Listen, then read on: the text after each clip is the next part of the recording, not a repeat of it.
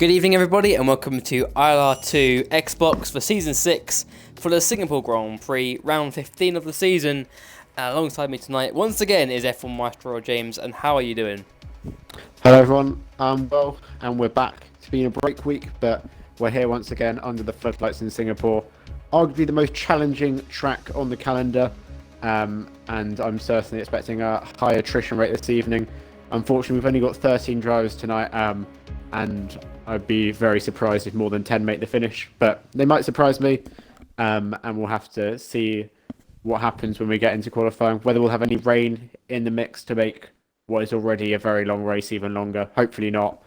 And then, yeah, I don't actually know what the strategy is this week. I have no idea either. I'm guessing it's maybe it's a one-stop, but on the harder compound? Yeah, I think Oh, you'd assume so. I think tyre temps medium is the issue, as more than where this week.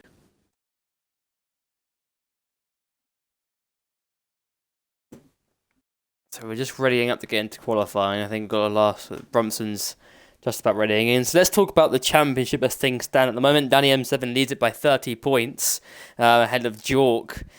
So that's a big gap going into the last sort of third of the season, I'd say. So yeah, big gap. And he's obviously Danny's in today, and so is Jork here as well. So those two are going to try and obviously Jork wants to arguably want to try and overcome that deficit. But at Singapore, you'd have to say his chances might be slim.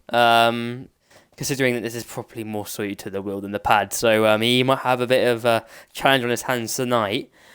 However, you never know with this circuit. The walls are very tight, and if you make a mistake, you can really damage your own race. So if Jork keeps it clean and Danny doesn't, then there's still a chance for Jork to actually overcome that deficit that he has at the moment. But yeah, in terms of runner form, Danny has been on a good run the last three races. He won in Hungary and then had back-to-back podiums, a second in Belgium, a second in Italy. So he wants to continue that streak going forward. Whereas recently, Jork kind of been, the last few races, been fourth in Hungary and did not start in Belgium and then a sixth in Italy. So not great runner form for Jork at the moment. And that's going to be a bit of a hard deficit to overcome. But like I said, it is Singapore. And if it also, I mean, you never know, don't rule out rain either. Rain can definitely happen here in Singapore, which would make the race even more longer than it already is. Yeah, definitely. As you say, like on paper, it may not look like Jork is suited to overcome the deficit at this track, but you never know. If Danny DNFs and Jork picks up a very good result, which is definitely possible, then that could swing it back in his favour. Anything can happen around this track, and we are now in qualifying after a slight delay, although I don't appear to have options available to me. Oh no, here we go. It's dry in qualifying at least, and we'll see what tyres people pick, and then we'll work out as a result what the likely strategy is. Yeah. I mean, I would assume from this circuit, obviously, tyre temperatures and his long race, I'd assume that the one-stop medium to hard would probably be the option. Or if you start outside top 10, you could probably do, obviously, then hard to medium. But I don't think... I mean, you could make two stops around here, but traffic and tyre wear also plays a part, so two stops probably not favourable around here at all.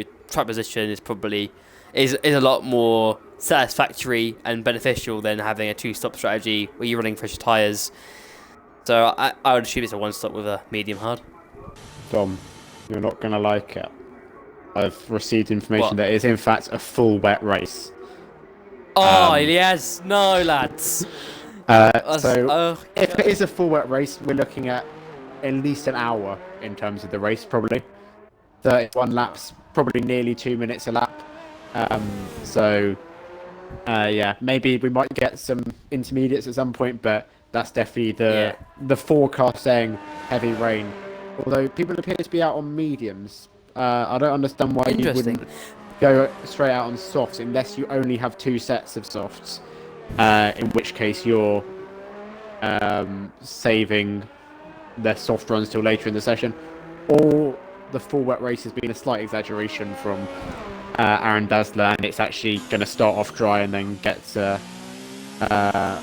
wet. get to wet later on. We'll have to wait and see. But Oh, actually, Ewan is okay. out on the softs, whereas everyone else who's out at the moment is on the mediums.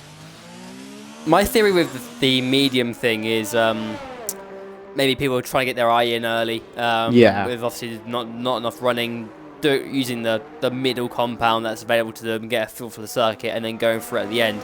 But you would assume, obviously, if it is going to be a drive to wet race, depending on where the rain actually comes, you probably want to be starting on that soft tyre.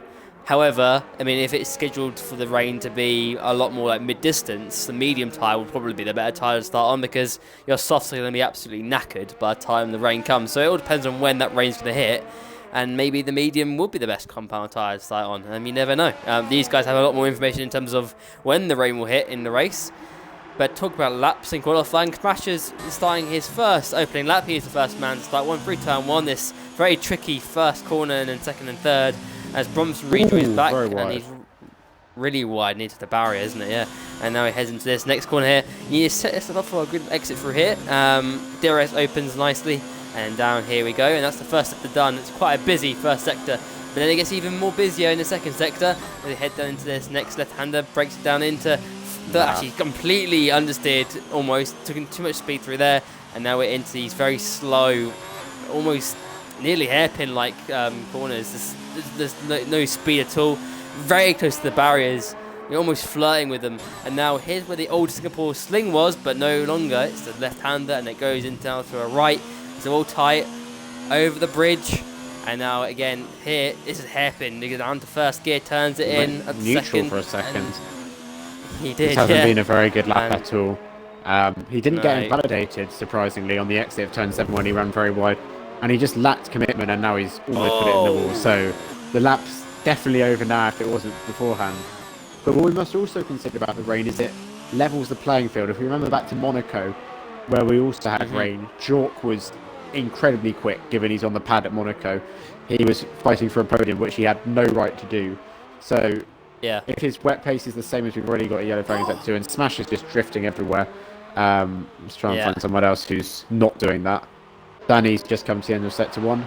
Also on the medium tyres, he'll probably be more controlled as he heads down towards where the old Singapore sling is. Let's see if he's more committed through this section. Will he take more curb? Lots of curb on the first left-hander, and then on the right-hander, and then slightly more curb on the left. So there's a yellow flag coming into the hairpin. Maybe someone's clipped their rear tyres on the wall. There was some debris. Oh, so there was some debris initially, and it flashed off, so someone's hit their front wing off there. Danny's with a 103.1 through the middle sector. No idea how good that is. We'll work it out as the session goes on. Nice and tidy on the exit as we now come into the mess of chicanes, which is sector 3. Use all the curb on the left-hand side there to straighten the car up on the exit. And now into turn 18, under the bridge, a bit deep there. Could have used more curb on the entry, but he's swung it through to the right, and then right again through 20 and 21 is a left. Bit unsettled on the exit, and he's actually backing out of this. It's the first person to get a lap on the board. A 1:42.8, which I imagine is, I don't think that's massively quick, but to have a lap on the board is a good start for his session. Whereas Nathan Aitken is also, in fact, on He's the in the last super sector. It did a 3.4 in that which is middle, actually so not slower great in than comparison. Yeah, he switches down, so he'll get this last part done. Whether it's going to be anywhere near Jork, he might decide to box it in. No, he'll continue on with this. So through the last corner now, in 6th gear. Let's see, is it going to be up there at all? It's a There we go. So 36.0. I don't know what Jork was doing. I thought it was a bit off the pace, and tidy lap from Nathan, I'd imagine, with a 36.0. So he can definitely push harder as it comes towards the end of the session. But we saw Danny was 3/10 up on the mediums, but that could maybe be just the advantage that the wheel does have around this track, because Nathan's on a pad and Danny, as we know, is a wheel user. Is there anyone else on a lap at the moment? Aaron Dazzler's on one at the moment. Yeah, Aaron Dazzler's on one. He's on 3.8 in the middle, so a bit off what Danny did. But this might be somewhere near where Nathan Aitken was, because he's the same middle sector. So let's see. Last part now, and he's a good run. Very close to the wall on the right-hand side. Now for the last corner, holds it in 5th gear instead. And he's gone into the lines of 36.2, so 2 turns off Nathan Aitken on the medium. So, okay, Nathan not bad, come back but in we're the getting... last sector. It's 4 tenths down through the middle. Oh, someone's in the wall. I think that's Mexuzu. I think he was in the wall there. Anybody else out on laps? Got out laps by everybody else. Is Mike on a lap at the moment? He's in sector 1. I think he might have just started one. So let's go on board with Mike. He's on the soft. So he's going all out on this lap. Let's see what he does. Oh, he loses the rear end through there. That's not the best exit, but he's going to get a bit of a tow from the McLaren in front of him. That's Jork, gets out of the way nicely, and 26.5 in the first sector, turns it in. Yellow's in sector 1 and 2 again, so seemingly someone's made the mistake. Locks the front right, but he's nailed that pretty nice. It's pretty good actually. And now a wide line, he tucked back in here to get the open up a little bit more, and not a bad run actually so far. Now into this old part of the Singapore Sling, and then into the right, very tight, and then over the bridge, careful on throttle, and then the hairpin really does flash in front of you very quickly, and he's nailed that. Got a good run. Let's see what's going to be in the middle sector. Should be relatively up there. It's a 1 minute 3.2 in the second sector. So now the last sector, he turns it in nicely, and now into this sequence of chicanes. And it's the right part here is all nice and slow. You want to be careful on the power. You don't want to overheat your tyres. He's got through that first part, and now there's tighter one down into third gear.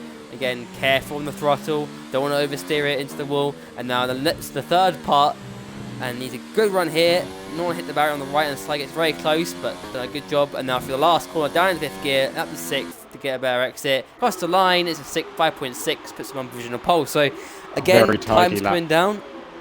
It was definitely good. It was on it. It was a good lap. No real obvious mistakes whatsoever, and it showed with the time currently putting in fastest by 4/10. Meanwhile, Jork improved by 6 seconds on his second lap to a 36.3, which is fourth and last at the moment, but only a 10th off Dazzler's time. So I think he'll be happy with that, and he'll probably box it in and head out on a set of softs as we get towards the end of the session. Is Antsmas on a lap? Yes, he is. Yeah, he's it in looks sector like 3. I think he's taking a slightly compromised line through turn 17 there as he now swings it under the track, under the grandstand, sorry, and he's running a bit deep there. Lots of curve through 19. This hasn't been particularly good since we've started watching. I'm not sure what his middle sector was. He's taken 20 and 21 reasonably nicely as he now swings it into the last corner. He keeps it in sixth, interestingly, and heads to the line, and wow. It's a good lap. Yeah, the last sector looked a bit impressive. scrappy, so his sector 1 and 2 must have been really on it, because he's 4/10 quicker than Mike, who didn't make any mistakes on his lap. Maybe Mike was just a tidy lap and not massively aggressive, whereas Antsmas went for it more, as Ginger Ninja also beats Mike by a 10th as Danny comes towards the last corner now. He shifts down to 5th as well, and then gets the car on the runs line, and he's into the 34th, and the times are really starting to tumble now. That's another 5/10 off the provisional pole time, and that is definitely the benchmark with just under 8 minutes remaining in the session. Have a look who else. Mr. Pidgeot's is on a lap at the moment in the Renault. It might not be at all competitive. Let's see what it's going to be in the middle sector. It's going to be a 1 minute 3.9, so it's not looking that competitive. It's quite a far way off. So he might be getting into the top 5 here. He might be somewhere near Nathan Aitken if he can hook up this last sector. It is tricky, this last sector. You've got to be careful, and in particular this barrier here on the left. If you turn into it early, you're going to hit that barrier and you spin yourself around. So you might see a few people do that in the race. You never know. And then the last chicane on this lap, and now into the last corner, and it's got some way off, I think, this one. So let's see what's going to be a 1 minute 36.8. So it puts in P8. So the last of the runners so far who've done a lap. MNT Hamilton out there at the moment, and Ewan's in the middle sector, the 1 minute 3.4 in the middle sector. No, that's not bad. No. He's lost the rear. So he's recovered it well, but the lap's definitely over. Just locked up the rear tyres there, and slid into turn 16. And yeah, the tyres have overheated, I think. So that's the soft tyres are evidently not a viable tyre if it comes to dry running in the race, because they seem to be overheating after one quali lap. Ewan's not the first, and he's lagging a lot for me, so we'll go and watch someone else.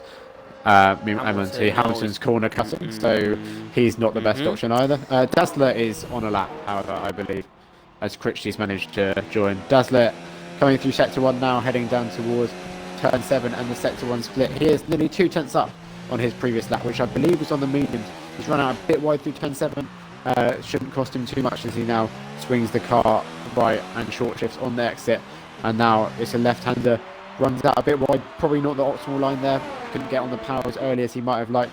As we now head in towards the old Singapore Sling, lots of curb on the inside, which will give you a good run through the chicane. And he's committed a lot through there, lots of speed, lots of curb on the left-hander as well. This is looking pretty good from Dazzler as he shifts it down into first. A bit too tight on the apex, a bit wide, and I think he might have scraped the wall on the exit as well, which will compromise him all the way down this straight. But let's see what the Dells are saying. Now 7/10 up, that's more like it.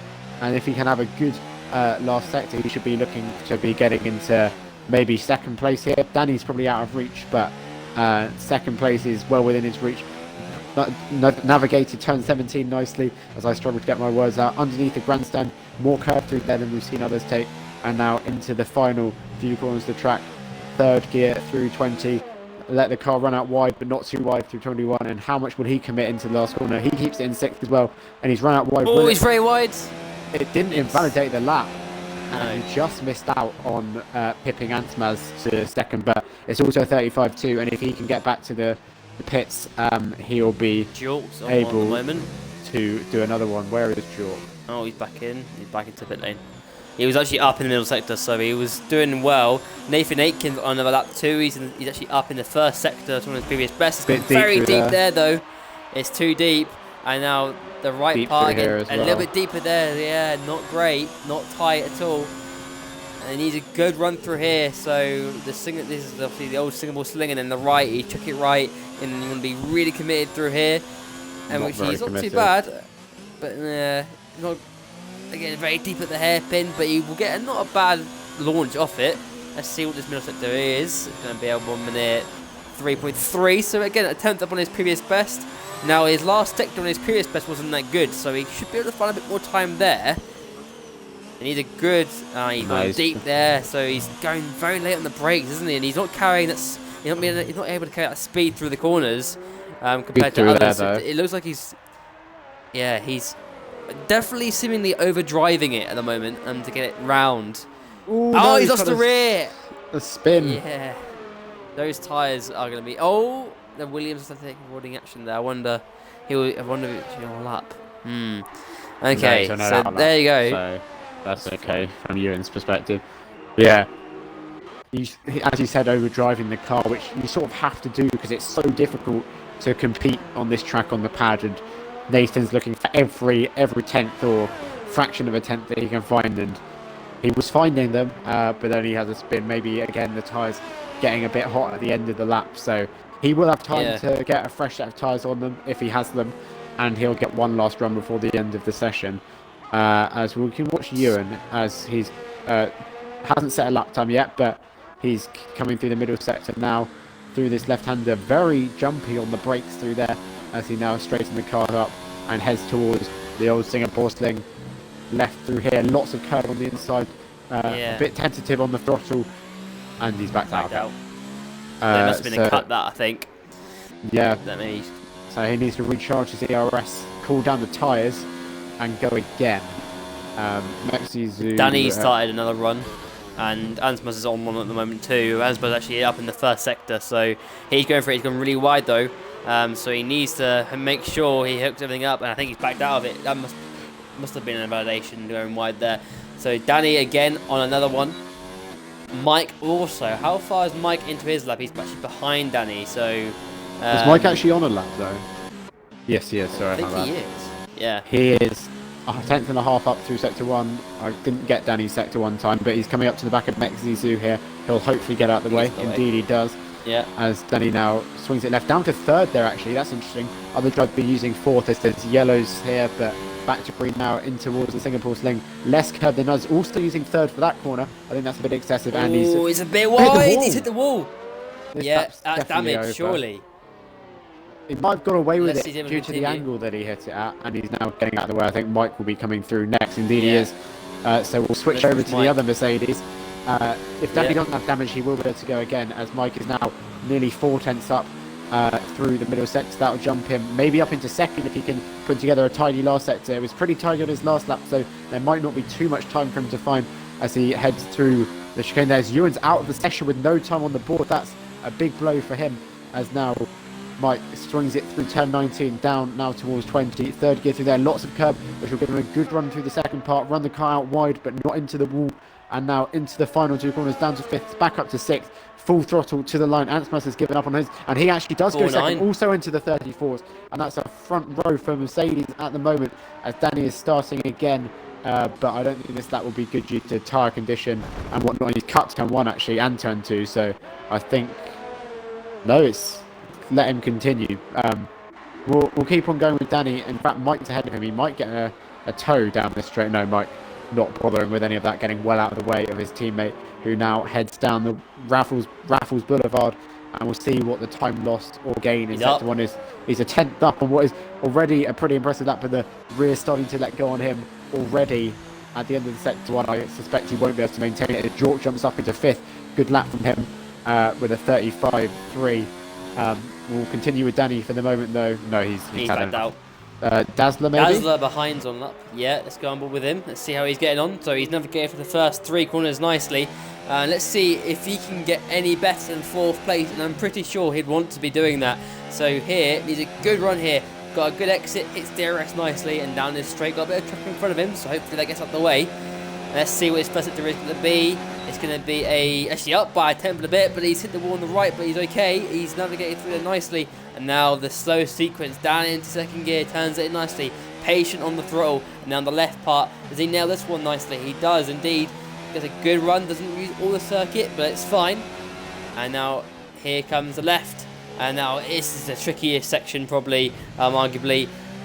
And being careful on throttle, giving it plenty of beans on the throttle, and now into this hairpin. Need a good exit, and that's a lot better than his previous lap, I'd say. So it's looking good. It's definitely going to be an improvement. So he can be up there with 3rd. He's a 2.8 in the middle, so that's pretty good. And he's locked the front right though. He's going too deep, so he's up there with Mike, I'd say. But a lock-up's cost him a little bit of time now through the chicanes. He needs to be careful on the throttle. He's running it very close to the walls, and now the tighter chicane. In 3rd gear, careful up the 4th to get better traction now into the last chicane, down to 3rd gear, and he's up the 4th. He's hit the wall on the right, so that's not good at all. Last corner, what's it going to be? He's wide. It's going to be a 5.1, puts in P3, but you could argue there was a plenty more lap time in that for the Red Bull driver. I do believe he could have got on the front row. Yeah, definitely. And he might have picked up damage when he hit the wall, because he was very wide. I wasn't watching until the last sector. I was watching Ginger Ninja and Nathan Aitken. Neither of them actually improved. But yeah, scrappy for last sector from Dazzler, but the rest of the lap must have made up for it because he jumped ahead of Ansmas at the end there.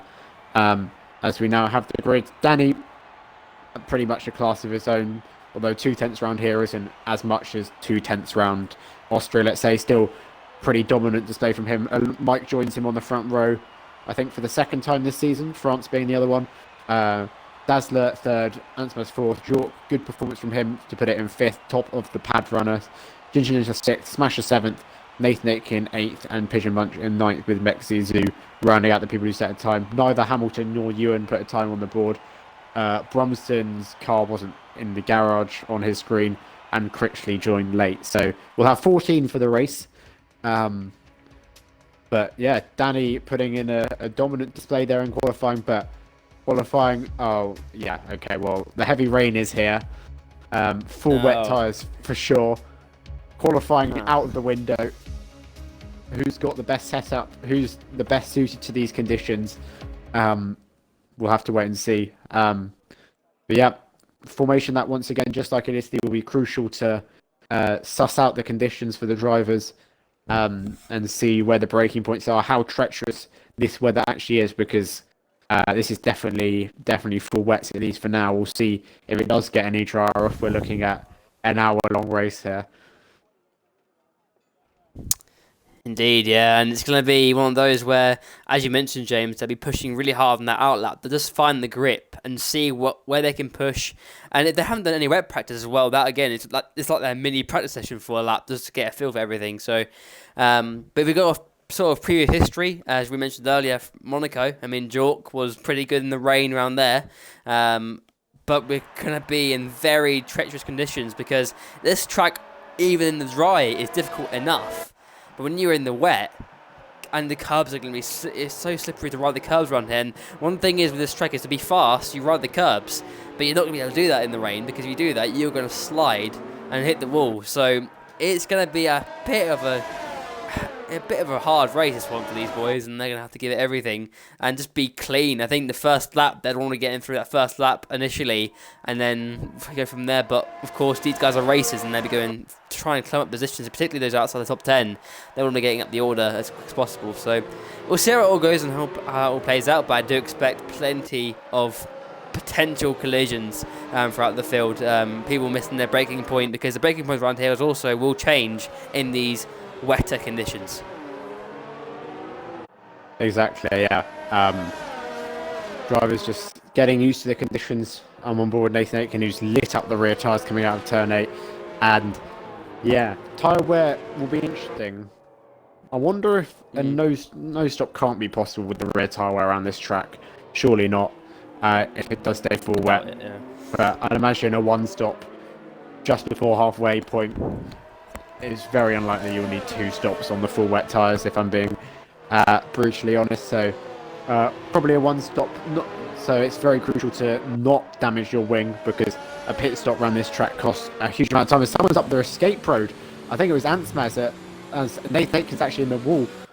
Antsmaz rejoining the track from the escape road at the end of sector 2 and passing Nathan Aitken, who's put it in the wall there. So the formation lap catching drivers out already, but I think they'd rather make the mistake on the formation lap when it doesn't matter and when damage is off, than make it on lap 1 when you could take yourself or an opponent out.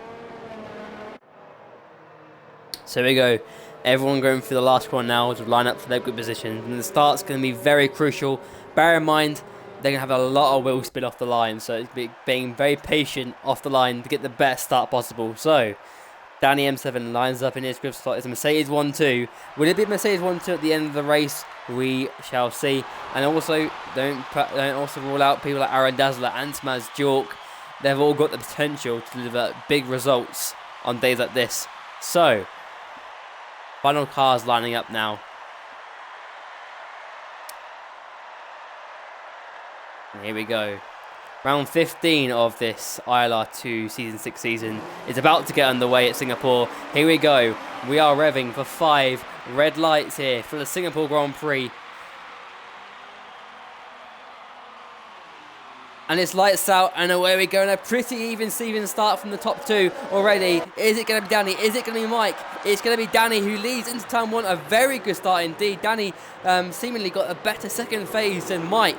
And there we go. Danny leads away from Mike in second place. Aaron Dazzler in third. Jork up to 4th place, getting round the outside of Antsmaz, who's getting lots of wheel spin. And he's under pressure from Nathan Aitken, who's going to the inside line. And he's gone very deep into that corner. He's got that move done, but Antsmaz will not have any of that.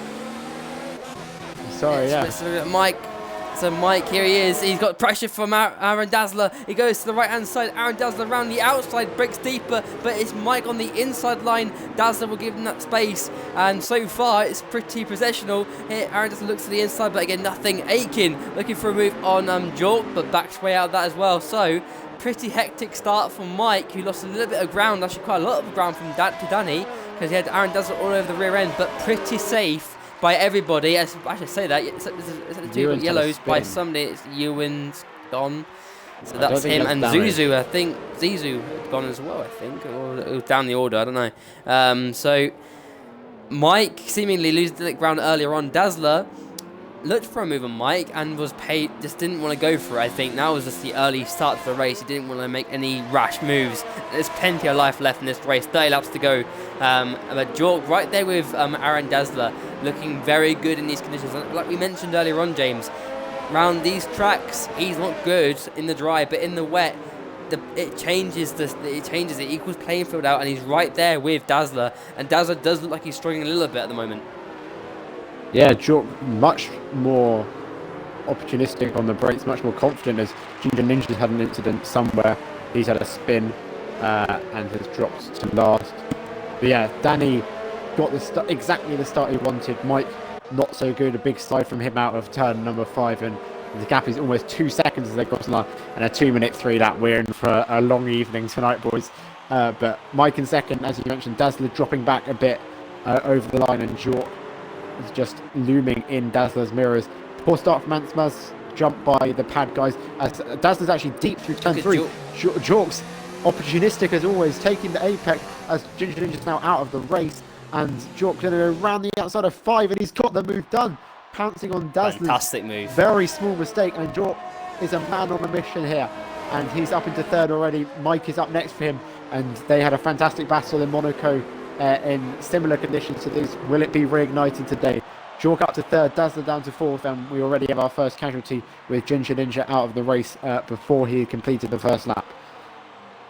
What a brilliant move by Jork there around the outside of Aaron Dazzler. That was superb, and he just nailed that. That's the moves you want to be seeing, and he's closing. He wants to close in now on Mike, and you know what? I won't put it past him. He looks very confident in these conditions. If anything, he'd want these conditions to stay around for the whole race, because he can close right in, and you can see already at this section here. Look, he's right there. He's nearly coming down to under a second the gap, so he's pushing on very quickly. Seemingly he's got the traction out the corners that he wants. There's obviously this big argument between pad traction and real traction in these conditions. You could argue pad has a little bit more traction, but he's finding it really. He's finding the grip nicely, and he is closing up on the Mercedes very quickly. Nathan wants a bit of Dazzler as well. Jordan's fellow pad user, he's all over the back of the Red Bull after what was also a good start from him. I think up from maybe even as low as 8th up into what is 5th, and he's hungry for another position here. Not had the best of luck as of late. I believe he failed to score points in the last race, so he's looking to be back with a bang after the break, and he's all over the back of Dazzler, although he's made a bit of mistake through turn 21 there, and Dazzler will get the better drive towards the last corner, so he should be safe into turn 1. As indeed Aitken's wide out of the last corner once again. Look at Smasher as well. Smasher's the other pad user. He's right behind Ansmaz, looking for a move. Ansmaz obviously he's too far back to make a move into turn 1, and Aitken's gone deep into turn 1, so he's picked up a penalty there for that as well. And Smasher's pushing Ansmaz. Yeah, he's almost pushing him around the corner, and Ansmaz is struggling. We saw him early on. He was struggling with the rear end, trying to get the traction down, and he wasn't getting it down. Smasher now wants to get this move done. He's probably feeling Ansmaz is all over the place. If anything, he's losing the rear end in a straight line. So Smasher around the outside, turns to the inside for the next corner. Is it gonna be the move? He breaks it. Both breakers late as each other. Ansmaz goes wide. Splasher has the left. It's not the best line at all. Going to go around the outside. Can he go around the outside? Surely not. The door closes up, but he has the inside line for the next corner. And no, he has to back right out of that one. But it's not over yet, because look at that. Ansmaz is losing the rear end. And the picture bunch is closing in. Here comes Splasher on the inside. No, he does not go for the rear on the inside, as Aitken and Dazzler have switched positions as well. So that Aitken's forced his way through there. When I went with Dazzler, he was very wide through the Singapore thing. That's not a normal overtaking spot, so Nathan's got very punchy there, and he's made it work. Dazzler may not be particularly happy about it, but Smasher still all over the back of Ansmaz. He's got pretty good traction, no wheelspin whatsoever, whereas Ansmaz clearly doesn't have such purchase from the rear tyres, but he won't be able to go around the outside of there. He looks for the cutback. This is going to work though, I reckon. Oh, but he's got a bit out of shape. He will have the inside line as there's a yellow. Dead of Ansmaz, and he's got the move done, I think. That is done. So I don't know what happened there. The Racing Point actually ghosted, but he's got in two corners from fantastic pieces of driving there. Mr. Pitcherbunch so opportunistic, and he's made it work. That is fantastic from the Renault driver, and he wants a bit of Smasher as well, I reckon, if he can. But all calming down for the moment. But wow, great moves from both the Alfa Romeo and the Renault there. As Ansmaz is pulling off. What happened there? I don't know. Is he had the last? Yeah.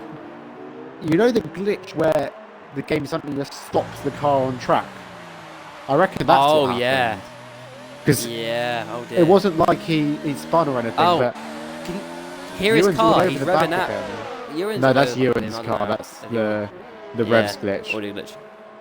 So here comes Ewan. Ewan's got the inside. It's a switcheroo done, and he's done that one. We've got more cars out of the race. What is Ansmaz up Critchley. to? He's just dropped back so much. He's using such high gears. He used 4th gear and was at like 7,000 revs and still getting wheel spin. I don't know. I think Ansmaz has got it all wrong on the setup here. That's my only explanation, because he's dropping like a stone through the field. We had Hamilton and Critchley retire at the end of the last lap. Meanwhile, Jork now definitely York is right behind Mike. within a second of Mike. And will Mike be able to hold him up like he did in Monaco? It's easier to overtake here than in Monaco, but still no easy feat, especially in the rain. But Jork will look to apply the pressure. Mike doesn't make a huge number of mistakes. He's an experienced racer, but in these conditions, anyone can make a mistake. So Jork will just want to sit there, get close if he can, and just make sure Mike's aware that he's there with the proximity arrows big in the mirrors. And look how close he is. He's hounding the back of that Mercedes. He's really pushing him round there. So he's looking confident.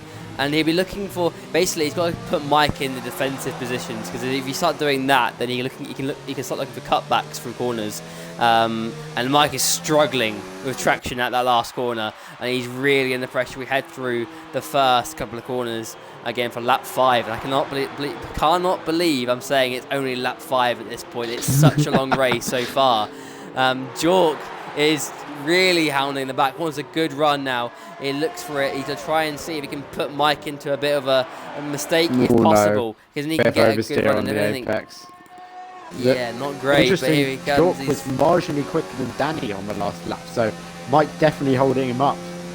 But he had a bit of oversteer on the apex of turn 5, which left the move off the cars down towards turn 7. But he's back straight on the back of the Mercedes here, and yeah, just as you said, make him go defensive. That will put Mike on the wetter line, although based on this level of rain, the whole track's probably pretty wet, but offline will be extremely wet. Maybe force a lock up, and then, as you said, go for the cutback. But yeah, everything has started to stabilise. This is the closest battle on track, although Dazzler's also pretty close to Aitken, so we'll keep an eye on that one as well. Aitken hasn't really been able to make any progress. Oh, did you see the back of him? Wow, that was cool. He locked up the rear almost, and he struggled to get it slowed down. But I wonder if there's any damage on that McLaren. He might have got away with that. It looks fine from our perspective, but whether or not the HUD has got a different perspective, we don't know. But it looks like he's not driven back at all. But wow, he lost. It was almost Massa-esque from 2012, where he locked the rear and except he didn't go to the inside. But he struggled to get that slowed down. He managed to just about do it. Without causing Mike to go off. But again, look at here, 6-3's a lot more confident on traction than Mike. Mike's having to thread the needle through here. Mike is losing bundles of time. It's now 4 seconds to Danny. So Jork is definitely getting held up at this point. Has the better pace. Aaron Dazzler seems to be coming back into his own a little bit to Aitken. He's looking at getting the confidence back into things, so he's looking pretty strong too. Again, Jork needs to get this first sector nailed. If he can get this first sector nailed, he can have a good chance. Then he's very wide. Here he comes. So he's going to the inside. You have to, and there you go. Jork forced the error. There's the mistake, and he's got that move done. Yeah. Fair play. Didn't take long, but we saw Aitken wide at that corner earlier. But Jork's run very wide through turn 5, but he still manages to get a decent traction on that line. And now the gap is up at even 5 seconds to Danny. Jork's quick, but I'm not sure he's that quick. We'll have to wait and see. Now he's got the clean air if he can go about closing that. But yeah, he's cleared Mike, he's cleared Dazzler, he cleared Antspaz at the very start. And now, in theory, if he has the pace, it could be him versus Danny. But really the first time this season, I think, if it does happen. But currently there's 5 seconds separating the two, so we'll leave those lot to get on with it. I don't think Mike will be able to come back at Jork. He's close for the moment, but when it gets to sector 3, I think the McLaren will just drive away. But maybe Mike will find it easier when he's following a car, make his reference points a bit more clear, or whatever, as Jork takes a very wide line through the hairpin, but that will give him a fantastic exit and on the gas nicely, not much wheel spin, and he's now starting to get away as Smasher and Pigeon Bunch have also arrived on the scene. Dazzler's dropped back a bit from Nathan. Maybe he's made a mistake somewhere, and the Alfa Romeo and I think he got damage. I think he got damage. He went very deep and he's looking very slow. I mean, he was what, 6/10 behind Aitken at one point, and Smasher gets a penalty for corner cut. That's extreme, isn't it? That's extreme penalty. That is very unusual. And it wasn't even that much of a. No, it wasn't that. Oh, he's lost the rear. He's lost the rear. And Pigeon Munch trying to see the bit of that, but not through there. No way through there. But yeah, he's struggling with the rear there. Yeah, I don't know. Maybe he just lost his momentum, or he made a mistake somewhere, lost his momentum. He's just trying to regain that back again. But Pigeon Munch now, yeah, he's right there with Sasha. And if anything, this is his prime opportunity. And he looks for it on the inside, but doesn't go for it at the end. But this is his prime opportunity. Smasher is rattled. He's off the rear end. He's struggling. Dazzler in front also struggling. You see the time again. It's now closed back up again. So this is prime time. If Pigeon Munch can get a good exit here, then again, Smasher gets not a bad one either. So he's going to be towing him down the straight. He's a couple of tenths back here, so he might have an opportunity using his ERS. Does he go for it on the inside? He looks to the inside. He goes for it on the inside. No, he does not go for it down the inside. Backs way out of that one. Smasher now all over the back end of that Red Bull. It's gone deep, and here comes the Alfa Romeo on the inside. And there's a done deal. Pigeon Munch looks for it too, but can't. Smasher lost some front when he went into the back of Dazzler. He went for a gap that was never really there, always closing. And it has closed, and he's hit Dazzler's rear tyre, chipped off a bit of his end plate, forced Dazzler wide and taken the position, which is not particularly sporting of him, but he'll argue the damage is his punishment, which is fair enough, but the damage doesn't affect you as much in the wet as the dry. You don't. Dazzler's hit the wall! He's hit the wall, and Pigeon Munch will be easily able to pick him off here. I didn't see any red wing come off the Red Bull, and he's just given that place up. Yeah. Did some wing come off? Yeah, a little bit of wing plate. Yeah, it's that dirty side of the circuit as well. You know, on the very very far right. Which has isn't no really grip there. actually the track. You know exactly. Ansmas is in the wall. Oh dear. Sorry, it's interrupted. He's locked up where he did on the formation lap, but this time he hasn't been able to make it to the escape road, and yeah, he's missing wing as well. Part of his front wing. Bromson's now on the back of him. It'll be a pit stop for Ansmas's.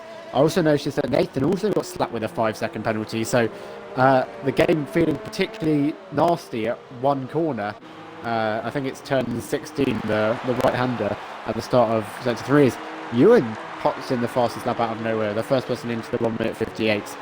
He's down in 8th after failing to set time in qualifying, but as Ansmas doesn't do pit, but if he has the pace, we're still not going on board with him because he's still lagging.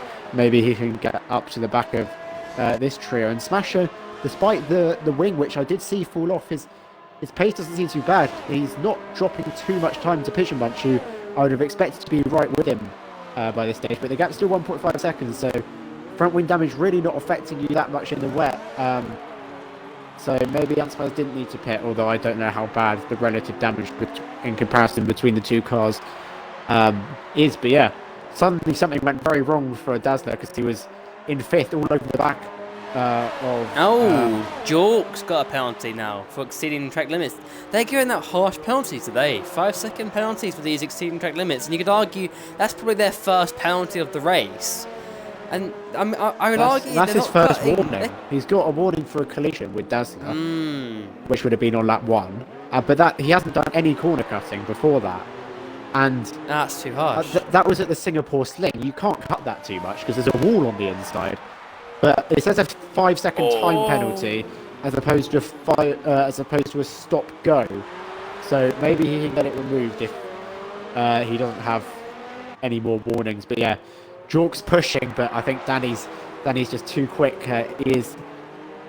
If he was in a class of his own in qualifying, he absolutely is in the race. As Jork has cleared Mike by over a second, just about, but he can't quite get after Danny. As Nathan isn't too far behind Mike either, he's got back in a rhythm. He was closer. He was about 8 tenths behind, and I think he's made a mistake somewhere. But yeah, the game's given up far too harsh penalties for their first warnings of the race in terms of exceeding track limits. I'm sure that'll be taken off at the end of the race, even if say if Jork is penalised. I'm sure he'll be second anyway. If he finished where he was at the moment with the same gaps, I'm sure he'll probably be classified as second because that's probably too far. But yeah, everyone's sort of settled into their own groove, haven't they, James? Everyone's in their own gaps. Dazzler again refinding a little bit of that form. He's down to 7 tenths to Pigeon Munch. That's our closest battle on circuit for now. But everyone's in their own sort of zone. As you mentioned earlier, Ewan closing up the gap. He has certainly done that. He's down to 1.5 for the battle for P6. So these three are going to become a trio at any moment now, I think. Yeah, Ewan's pace is good. Obviously, he had the spin on lap 1 as well as starting at the back. So to be up with Dazzler, who started third, was it? Is pretty good from him, but he does have at least one penalty as well, so he'll have to bear that in mind as he comes to the end of the race. But yeah, it's interesting to see, will Jork try something different on the strategy? Remember, Dazzler pulled off an incredible strategy last time out in Italy. Is the no stop on the edge, or is it completely out of the question? And we'll have to wait and see in the next 6 laps or so to see if it's something Jork could potentially explore, because you lose at least 25 seconds for a pit stop around this track. 37 mile an hour speed limit in the pit lane as opposed to 50 in some of the other tracks. So not making a stop might be worth it, but then Danny's pace is so good he may well catch him anyway. So Jork may have to accept yet more lost points to the Mercedes man today, but anything can happen. We're still under a third of the way through this race. It saddens me to say, so lots of time for incidents and the like to take place. Still 11 runners as we stand out of the 14 who started. Ansmer's quite far off the back, and well, Bromson's pretty far behind the next car as well. So as he's had a big slide through the last corner as I go on board with him, he's done well to save that and not throw it in the wall on the outside as he drops yet more time. But I suspect Bromson's been forced onto basically the default setup, which is not the setup you want around Singapore in the heavy rain. So he's just trying to pick up a couple of points. And not even dry either. No. Trying to pick up a couple of points today if he can, which he's managing at the moment. Next to Ewan and Dazzler. Oh, there was lag there, sorry. That was lag. That's why it flipped. I just rejoined them. There was a bit of lag there. But yeah, Ewan right there with Dazzler. We didn't see that coming. That's closed up big time. So he was, 1.5 at one point, now he's down to 410. So he's giving Dazzler a little bit of a headache here because he's right behind him. He is lagging, but we'll just keep on board with this because he's looking very, very close. But he's too far back. He lags into, he doesn't hit him at all.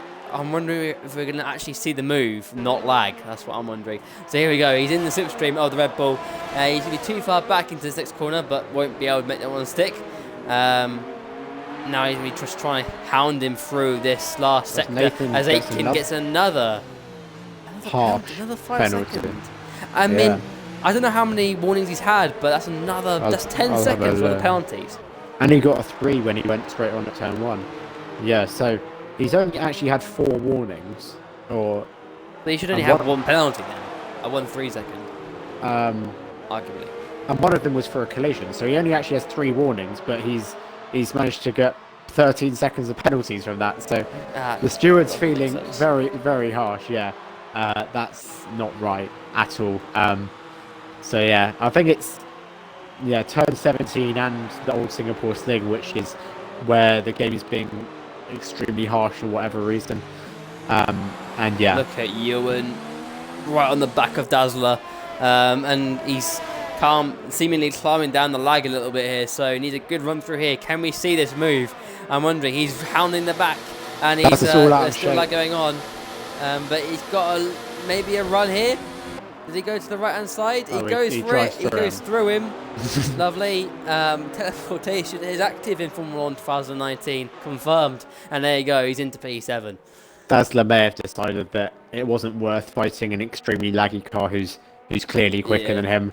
Get on with your own race and pick up whatever points you can.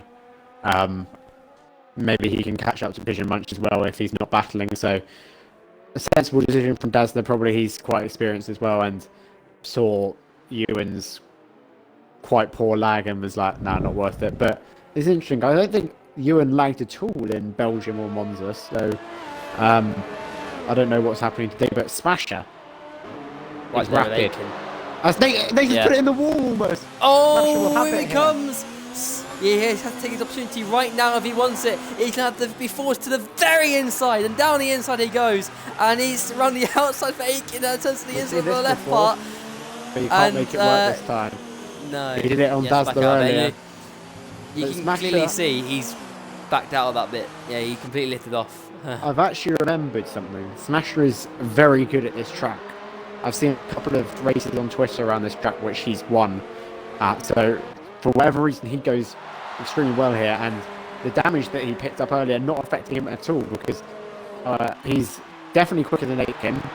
He was closing even before Aitken decides to almost crash as Ewan sets the fast lap once again. As now he's missed turn 1 again. Is that going to be another penalty? No, he gets away without it. Didn't cut it that badly this time. But yeah, Spasher looking on the pace here as Ewan has now caught up to the back of Pigeon Munch as well. So Ewan and Spasher, 2 drivers on the move as Jork starting to stretch the gap over Mike here. Yeah, Splasher 2 far back here, so he's 7 tenths back, but he's putting the pressure on. Nathan seems to be a little bit inconsistent here because he's another penalty. Here we go. But yeah, he's good in parts, closes the gap to Mike, and then it drops back again, and he makes a mistake. So Splasher's obviously being allowed in the window to attack on Nathan Aitken, and he's got to continue putting their pressure on. But I got very close in that last sector, and that would have been a phenomenal move if the Alfa Romeo driver got it done. That would have been a fantastic move. On the other hand, Ewan out there at the moment, right behind Pigeon Munch, and he's driving really well. He set 2 fastest laps of the race in very close sort of last 5 laps he has in the last 5 laps. So he's done a really, really good job, and he's driving very well in these very poor conditions. Nathan's actually gone wide again, and this time Smasher has been able to get it done, and it moves up into Nathan. What he was trying to do there. Well, I think he locked up and cut the corner to avoid a crash, but there's another penalty for him. I flicked off him. I thought he wasn't happy with Smasher's move, and when I flicked onto him, I thought he was going to pile drive him, but no, it was just him outbraking him. Nathan's not like that, but when I flicked onto it and saw him going into the corner with way too much speed, I was like, "Oh, this doesn't look good." But now he's had enough of those tyres. And so is Ewan, I think, or Ewan's is not at the right place, but never mind. He's in for the tyres. Another set of wet, surely. And what the hell is going on? Why weren't they ready? What's this? He's not. Oh, it was a glitch. Was he having a drive? He might have drive through? No, because he wasn't there for 5 seconds. Anyway, Dazzler's in as well. So this is quite early, so I'm thinking the one stop is the only option. Yeah. I'm not sure if we saw that fall off, but yeah, new wing for Dazzler. Fresh tyres to the end of the race for him. Maybe trying to undercut Pigeon Munch, but unlikely with the wing changes. Nathan comes out just behind Bromson, but Bromson's not particularly quick due to the default setup. So I imagine Nathan will make quick work of him. But yeah, that's a very weird pit stop as he's cut turn 5 there. The Ferrari crew rushing out at the last minute as Bromson. I thought he was out of the way of Aitken. But he's actually going defensive. For some reason, here comes Aitken! Launched it. There's not space though, too far back. As Bromson's almost spun it on the curb. And that's just the default setup for you, not giving him the rear grip he wants. But he's going to try and hang it in around the outside. He might not get much time to battle today, so make the most of it while it lasts. But no, Nathan with the fresher tyres and superior setup is able to get it done. But yeah, I thought Bromson was going to lay him through, but then he changed his mind for whatever reason. Nathan up to 7th, Bromson down to 8th as it stands. And Bromson just it's not a Sunday, but on a Sunday drive to a couple of points.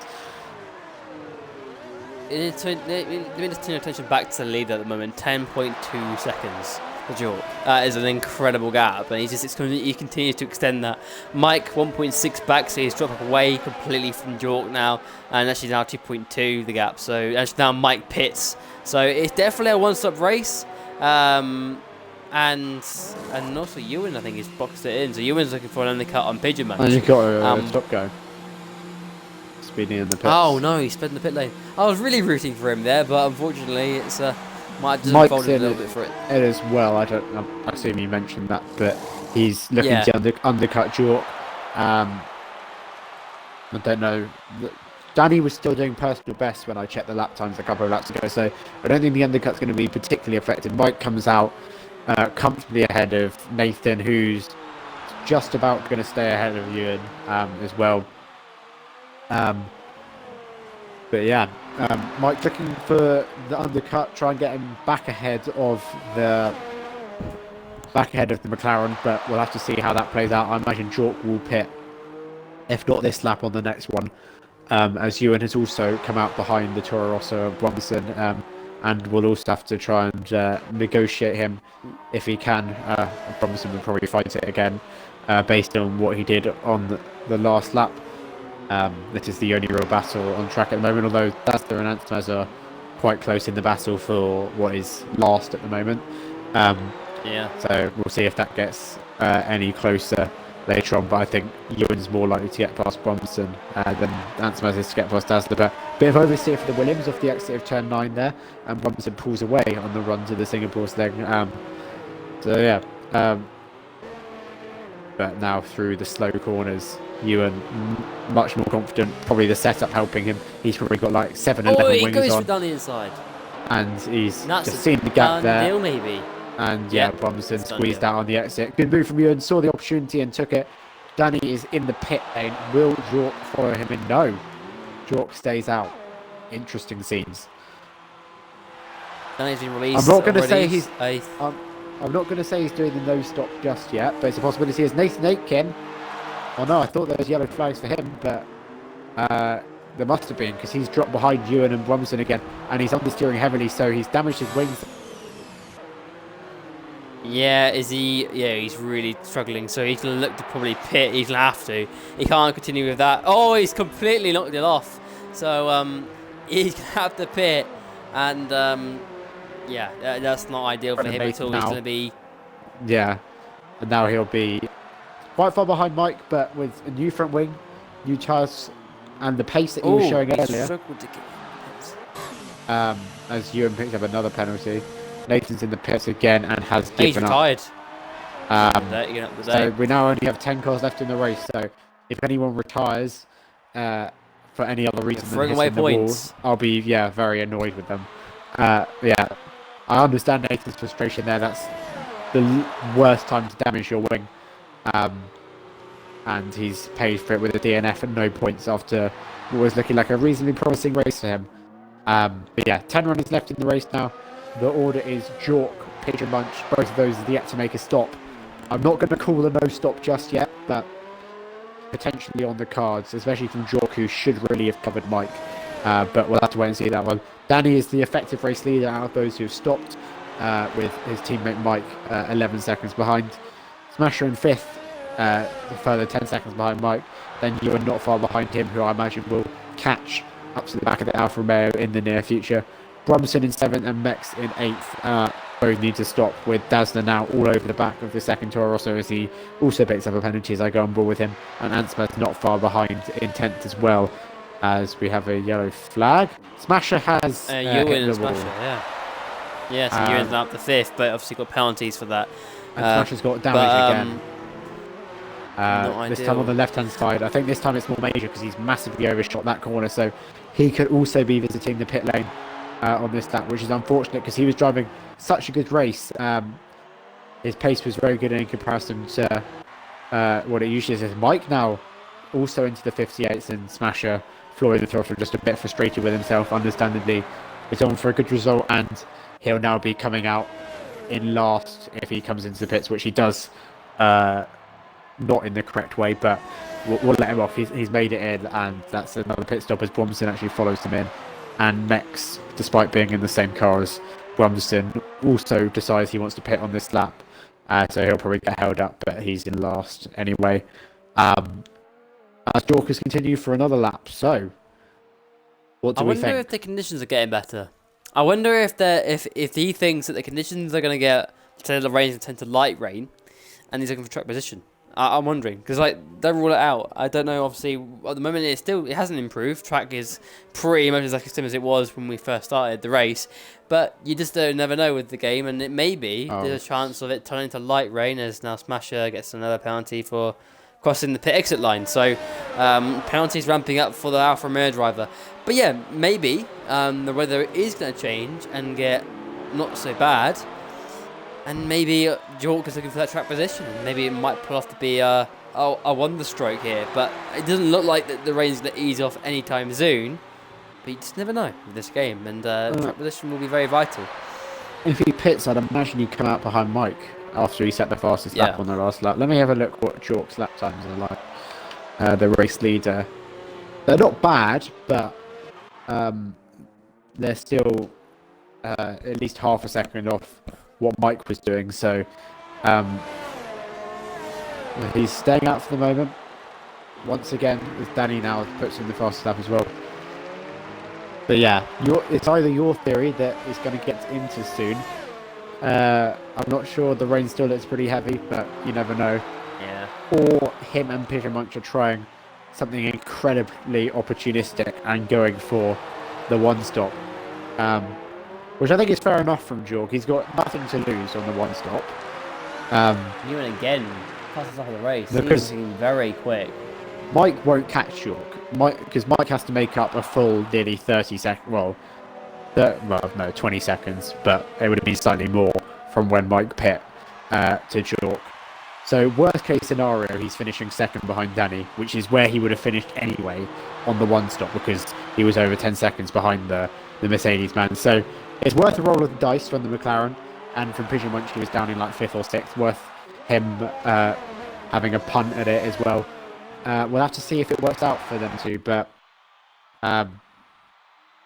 very interesting to see how this develops. He smashes in the pits again, and he's now given up, which I'm, as I said, not a fan of, but no points for him because he's retired before 90% distance, and Mexi is as a result promoted into 9th place and will pick up 2 points as it stands.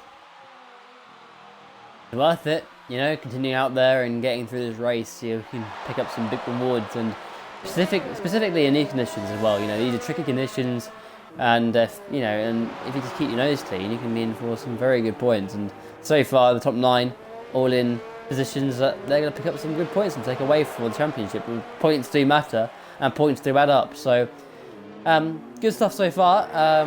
But yeah, this race has now become a bit stationary. Gaps are opening up. Obviously, bear in mind the pit stops have happened. Benny on the charge again.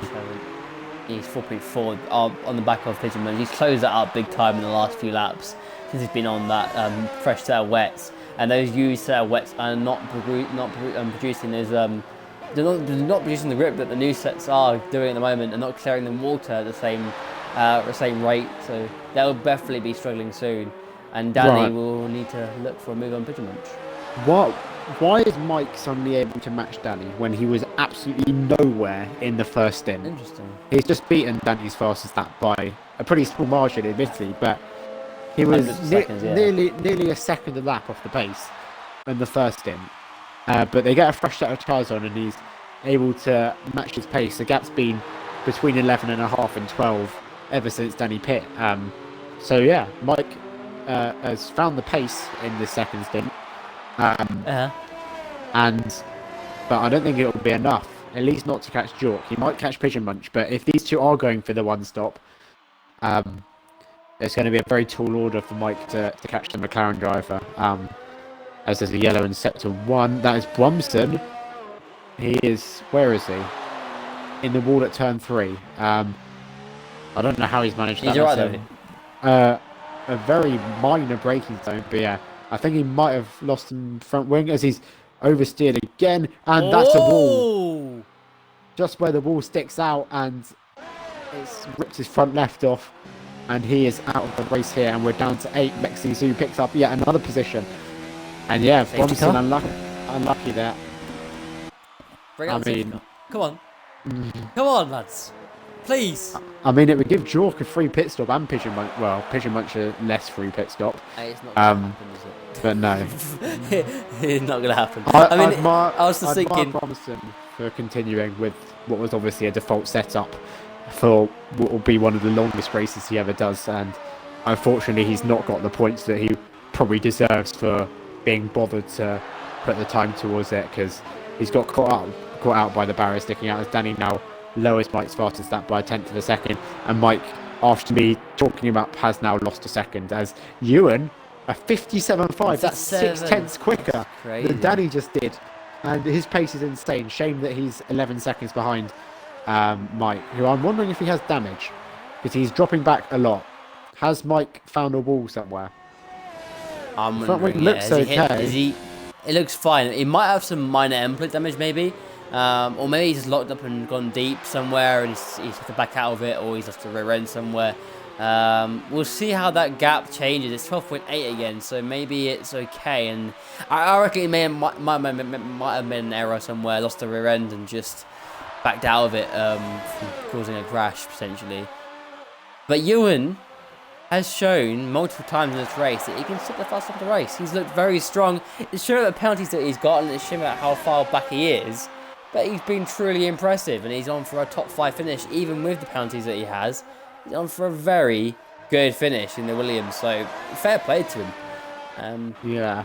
Danny, Smash has just said, that there's a barrier on the racing line, so I assume the barrier on the exit of that corner at the start of Sector 3 has done its thing where it glitches into the middle of the track, and that's ruined Smash's race. So apologies for calling it a mistake on his part. It's just unfortunate that Codemasters still can't design a game where the barriers don't decide to walk into the middle of the track onto the racing line.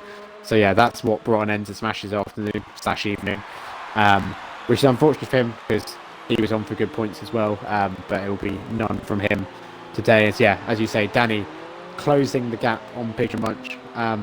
Pigeon Munch is also, I think, slightly quicker than Jork, because I think the gap was over 9 seconds originally. So the Renault driver has good pace here, and with 12 laps to go, including this one, Mike won't catch him.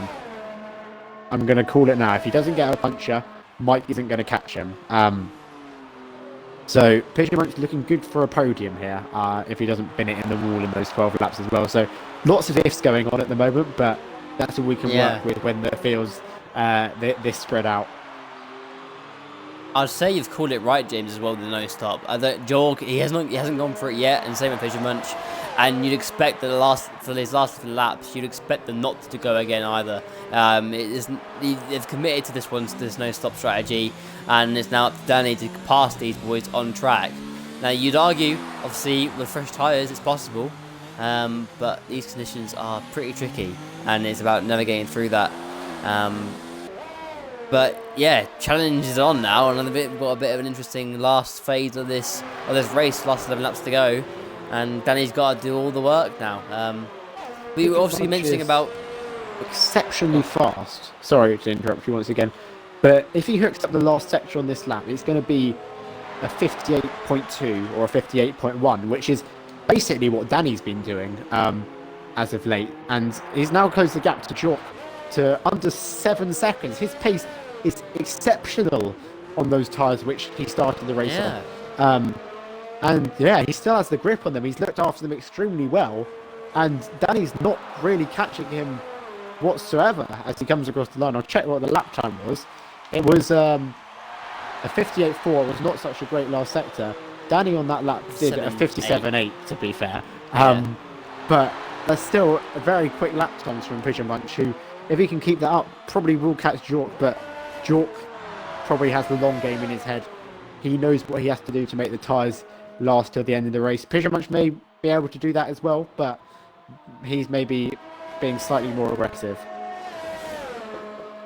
Also, you got to live in the moment as well. Obviously, we saw earlier of Smash's incident with the invisible barrier. These things can crop up any time, so it depends. You never know. This could happen to anybody, and they've just got to try and just conserve what they've got, and just be mindful. I think they won't be thinking about that at all. They'll be thinking about the job in hand, which is to try and keep it on the circuit and just close in on the gaps. And Danny is doing that at the moment. 1.5 now the gap, and he's not coming down as fast as I would have thought. With fresher wets, you'd expect. You know what? The times are gonna close in, and Danny hasn't really done. It's closed now 1.1, but it's not substantially. Not a big close up compared to the life of the tyre that they've been on. I mean, 20 lap old tyres for Pigeon Munch and Jorg, and 6 lap old wets for Danny. It's a 14 lap difference, and you expect that 14 lap difference to deliver. But maybe they'll start delivering towards the end of the race, where those who are on no stops are going to be just struggling. Again, Danny 1.4 now. The gap that he doesn't think it's actually stretched open a little bit more. So definitely, Pigeon Munch doing a superb job at the moment with what he's got. Yes, very interesting developments.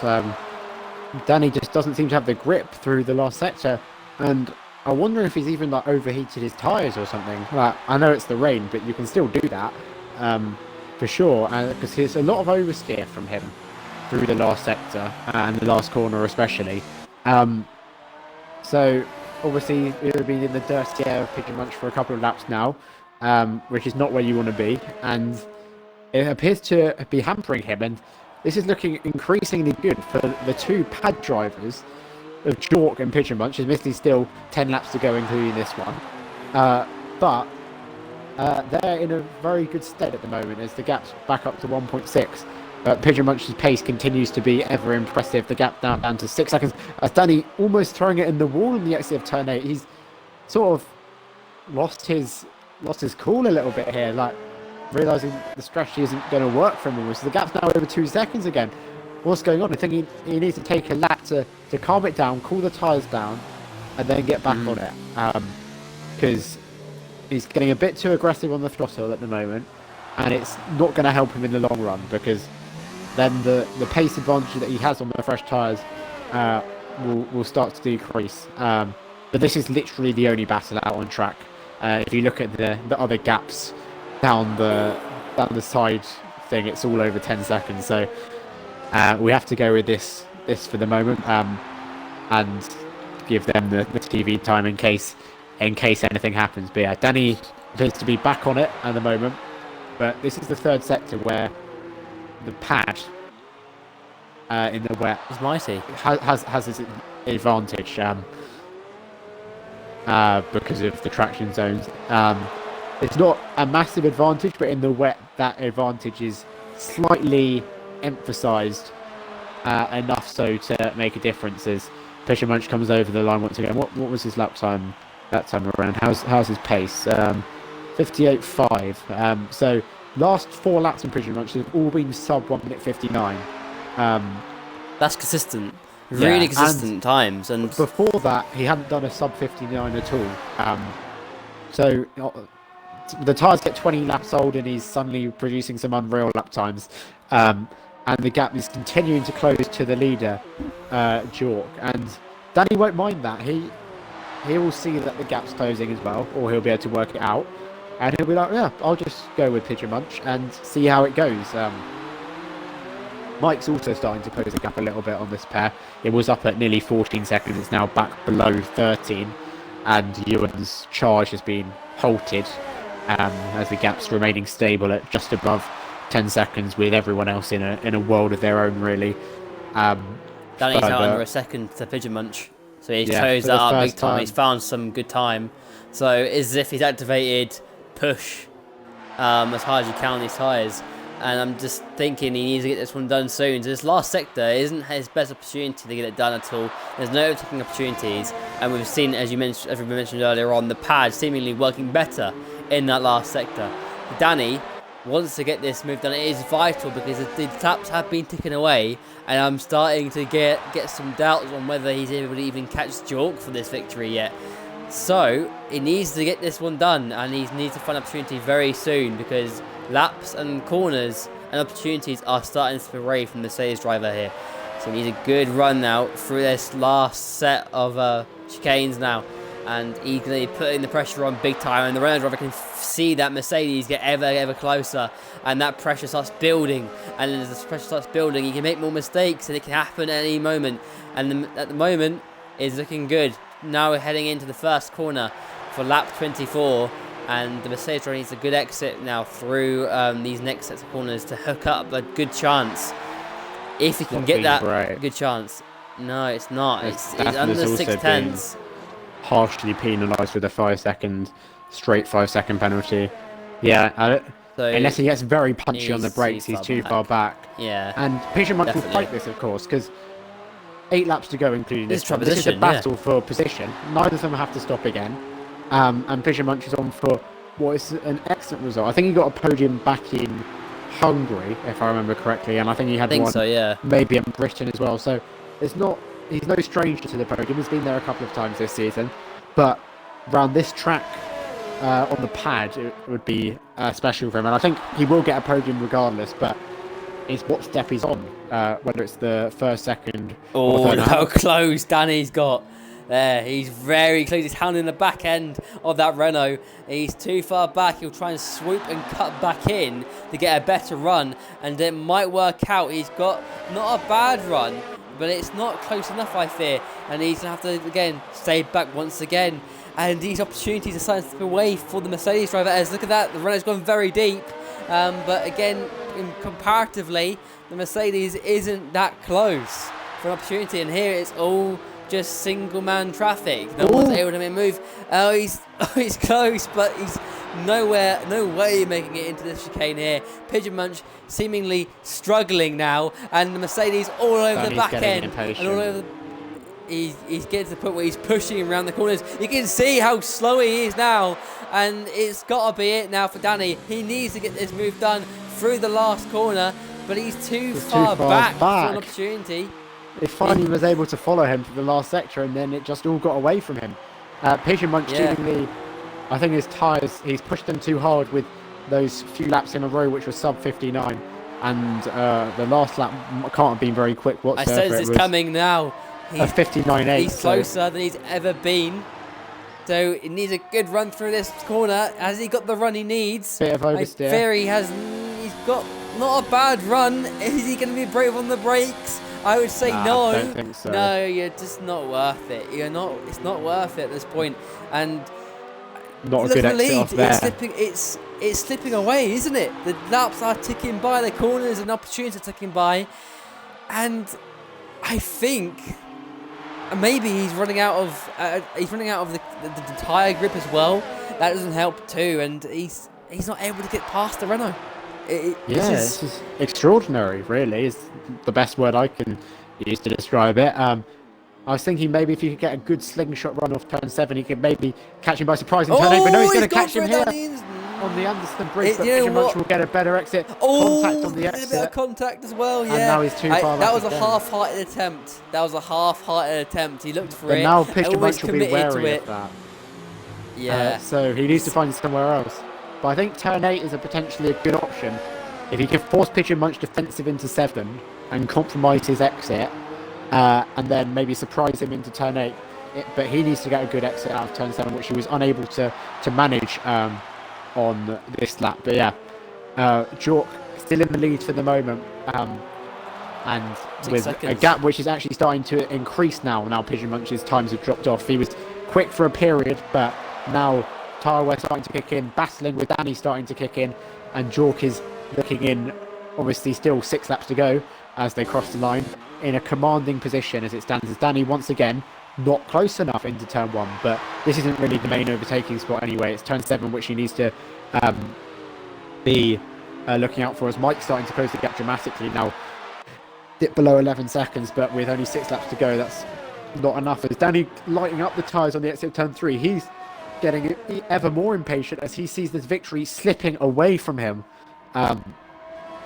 as he's nowhere near close enough this time round down Raffles Boulevard into the end of sector 1, and Pigeon Munch maybe found a bit of pace again here on lap number 26. Danny got close to him for a couple of laps, and now the tyres have started to come back to him. Maybe they dropped, maybe the temperature went a bit too high for a bit, but he's been able to cool them down now, and maybe the pace will start to come back to him, as Danny now once again 7/10 behind through the old Singapore sling. This is where he's much quicker than the Renault though, through this chicane which was remodelled a few years ago. He's getting lots of oversteer there. He's managed to save it very well, but this is just showing how hard Danny's pushing, and as a result, what a good job Pigeon Munch. It's not working. And he's weaving the wheel down the straight. He's getting frustrated that it's not working for him. As the laps are frustrated ticking down. at what? I don't understand this. Is it frustration at Pigeon Munch? Because Pigeon Munch is doing everything he needs to do and is driving superbly. Danny, is he frustrated with himself? I'm guessing he is. He can't get a move done on somebody who's on older tyres. Over a second and he's losing his head. And the thing is, the win's gone. I think the win. Stupid 5-second penalty.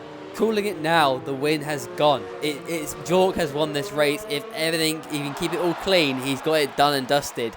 And Jork now just did a Danny's personal best, a 58.6 from Jork on that last lap. Jork has picked up a warning in addition to the 5-second penalty, but we're going to wipe the 5-second penalty and say that counts as a singular warning. So if he picks up another warning, then it will be 3 seconds. That's an executive decision made by Dom and I as to what the result is when Jork crosses the line, because as it stands, Pigeon Munch is just over a tenth away from winning the race, but I think we'll change that in the interviews and then probably get in trouble for it. Yeah. But it was such a minor cut at the Singapore sling that it's obviously not worthy of a 5-second penalty. So Pigeon Munch or Danny might be a bit gutted, as Pigeon Munch has found the pace again. As I said on the last lap, he's got it back down to maybe 5 seconds, and Danny's struggling to stick with him. This is unbelievable. I've never seen anything like it, really. As we're now it's 5 fascinating. laps to go. Yeah. Well, it is. The pad users are seemingly able to look after their tyres better. They're able to apply the traction better, and they're not spinning up the rear tyres as much. And I think that's helping them. And that's what's happened here is the zero stop it's worked. And when they're under pressure from Danny, they're able to react to it. And that's why Danny's getting so frustrated. He's probably thinking he was leading this race, controlling it, dominating it, and it's all fell away because strategy-wise, it's landed in the pad user's pocket. And this is slipping away every lap. It's slipping, and Pigeon Munch is extending 1.6 seconds the gap between him and Danny now. This is This is astonishing. This is a fascinating tale of what this game, what this race has done. You know, the conditions and the track, and how that combination has really just changed the game. Much with we thought 2 on that lap, his personal best on 27 lap old tyres. Unbelievable. The gap, Danny got it back down to 1.1 again. But yeah, Pigeon Munch now within the 5 seconds, which is a bit irrelevant, unfortunately, for him, unless Jork picks up another warning, but then he still needs another 1.7 seconds. But with his pace and 4 laps to go, that's not entirely out of the question, but that would also require Jork to pick up another warning, which we will check as we get into the closing stages of this race. But yeah, incredible scenes, really, as Danny still can't get close enough to make a move. And it's extraordinary, really, when we thought 3 or 4 laps ago, when he was pushing Pigeon Munch through the final sector, that Pigeon Munch's tyres had it completely and Danny was going to be able to sail past on the straight. But Pigeon Munch got through that phase, and now he's in a very confident second place here on 28 lap old tyres this time by, as Danny's cut that corner big time. That'll be a warning for sure. Indeed it was. But yeah, this is maybe Danny closing up once again, looking to launch one last attack. Pigeon Munch made a little bit of a mistake. The gap's now gone back over 5 seconds between him and Jork. And Jork will want that. Jork will want the satisfaction of the game giving him this victory, as Pigeon Munch is a bit deep, just misses the barrier on the exit of turn number something, 14, I think. But yeah, Danny putting him under immense pressure, and Pigeon Munch has done fantastically for the last 7 or so laps to absorb that pressure.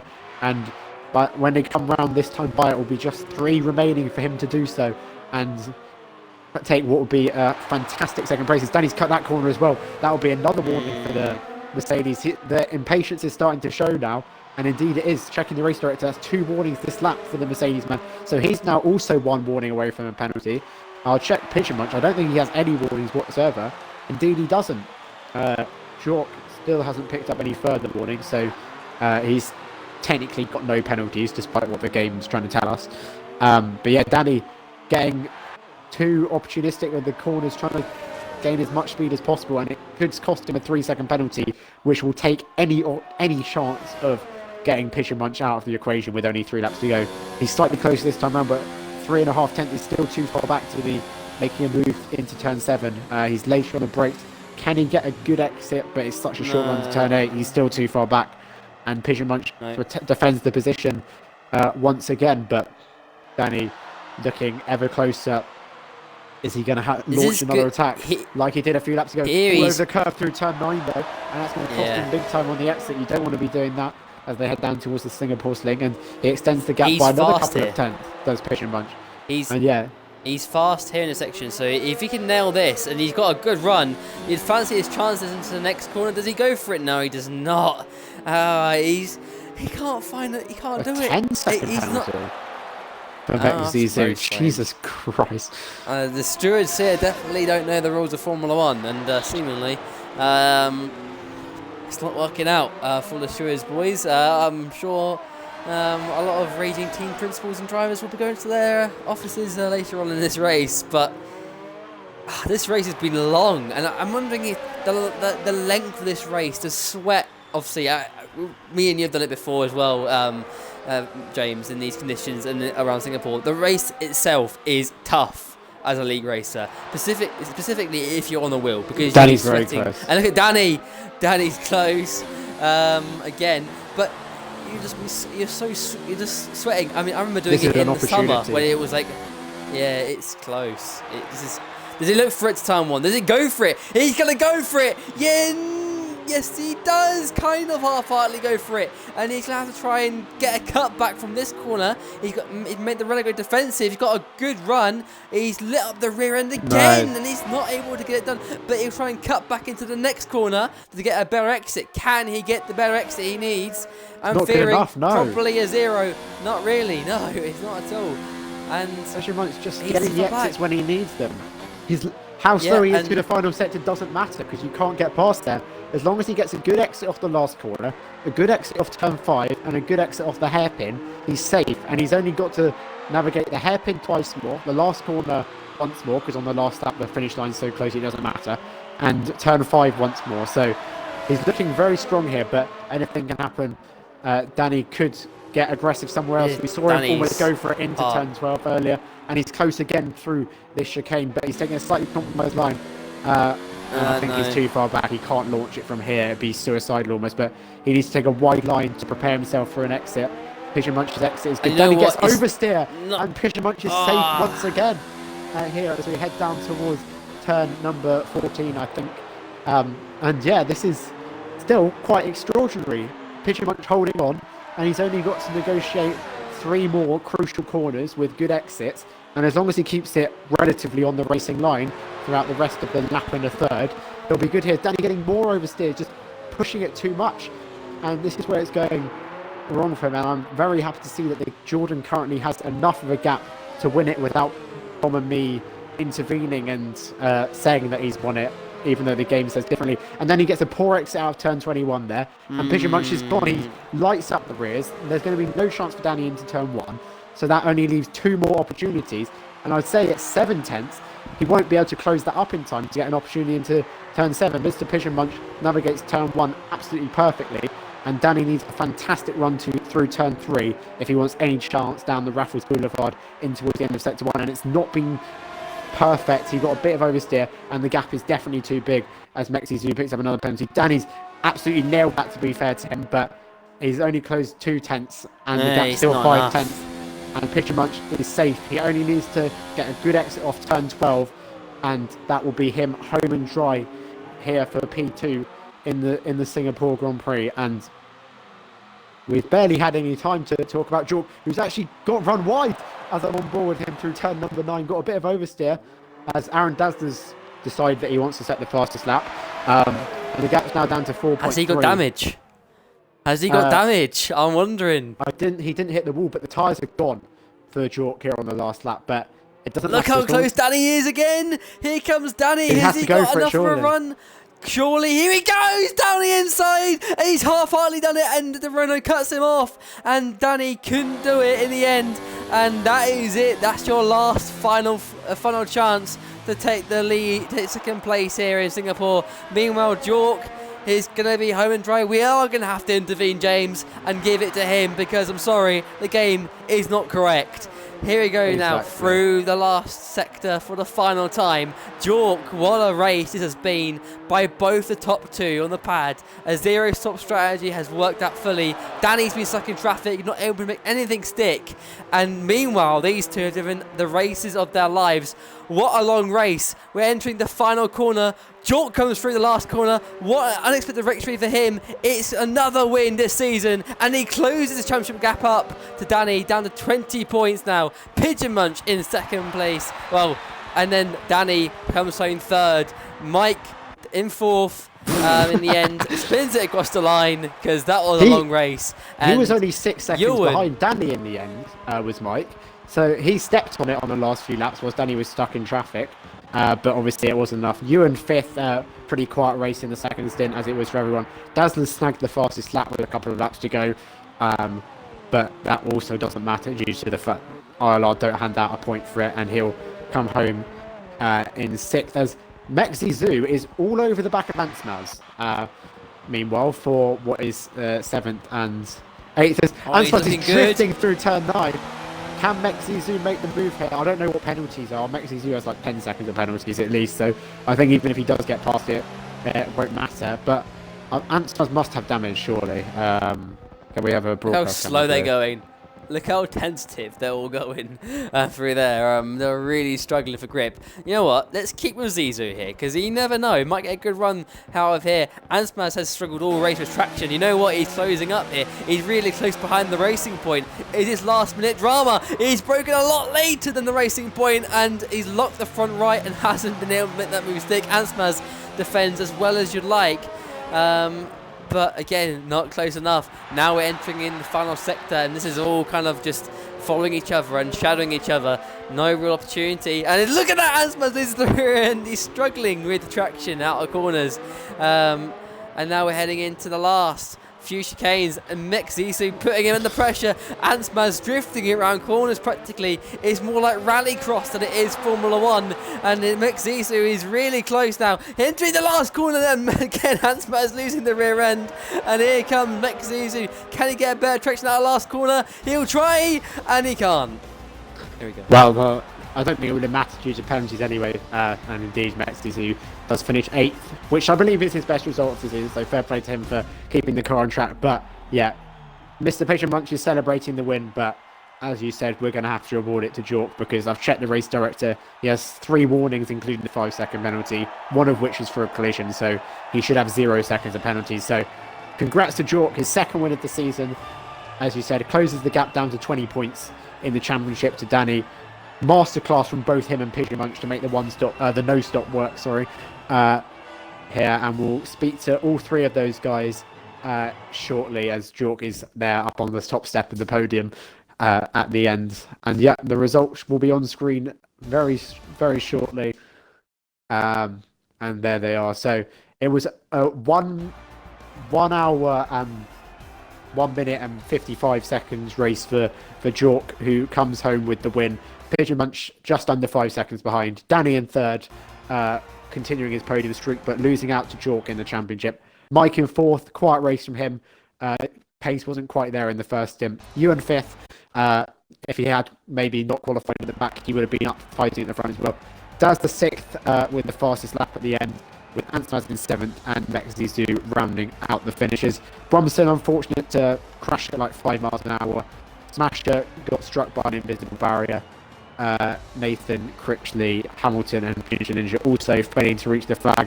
But yeah, one of the longest races I've ever seen. Definitely the longest race I've ever commentated over. And it came down to an incredible finish at the end. And yeah, I'm sorry, Pigeon Munch, we're going to have to take your win away, at least for the interviews. Because looking at the race director, I think Jork is probably going to get the win back. So we'll be interviewing him for first place. And yeah, Jordan, your second win of the season, unofficially, was the no-stop always the plan from the start, or was that something you sort of came up with as you got into the first stint?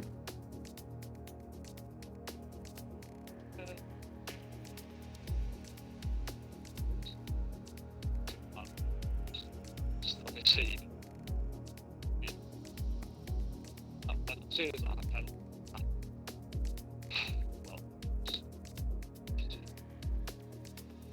can we have to do that?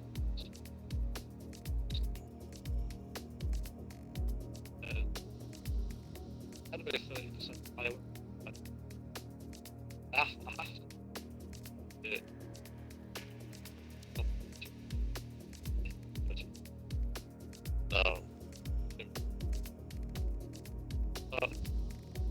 front with it and just for a second. So confident. Concentration. Keep going. Really difficult. That's it. Really quicker than the end. I just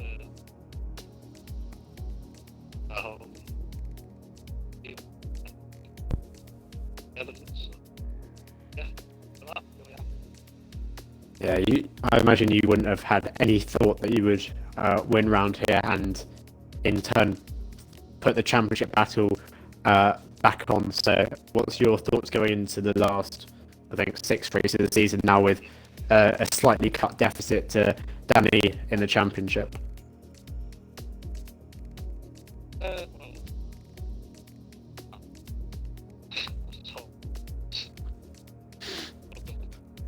again this season, it was in the drive, scoring point. This is the championship. Really need yes. It gives me the opportunity.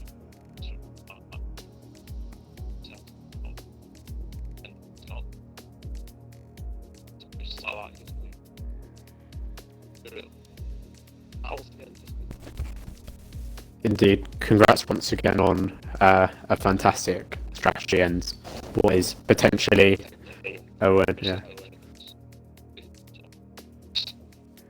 Speaking of pushing onto him now, and I think the talking point has to be your fantastic pace at the end for the last 10 laps or so to keep Danny behind. How do you keep managing to extract the pace out of tyres which Dom and I were sure were dead? I don't know. The pace was more about what I could just do more than the tyres. To be honest, I didn't feel any pace drop in the tyres until like the last 3 or 4 laps, to be honest, before I started losing back end in the higher gears. It was just my confidence going anywhere around the track. I almost crashed about 10 times and missed the barriers as I was just slowly going past them in first gear. And I don't know how I did it, to be honest, because I didn't even consider not stopping before the race. It was only halfway through when I realised people were pitting that my tyres, the wear was alright. And I mean, after halfway through, I just didn't even look. I was just like, I'm off to the end. If I pitted, I would have finished like, I don't know, 6th. So I thought it's all or nothing.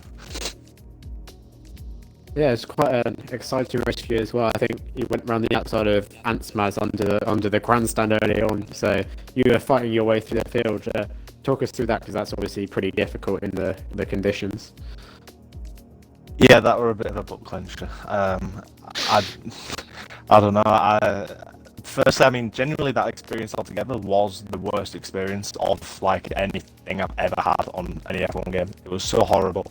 I don't know if my setup were crap or what, but it just felt so bad, and I could not see anything on the first few laps. So it was just like kind of one of them ones where you just think I'll go to the end and see what result it gets, and luckily enough it were a good one. Well, congrats on your second, and apologies again that the game has lied to you a little bit and given you false hope for the win.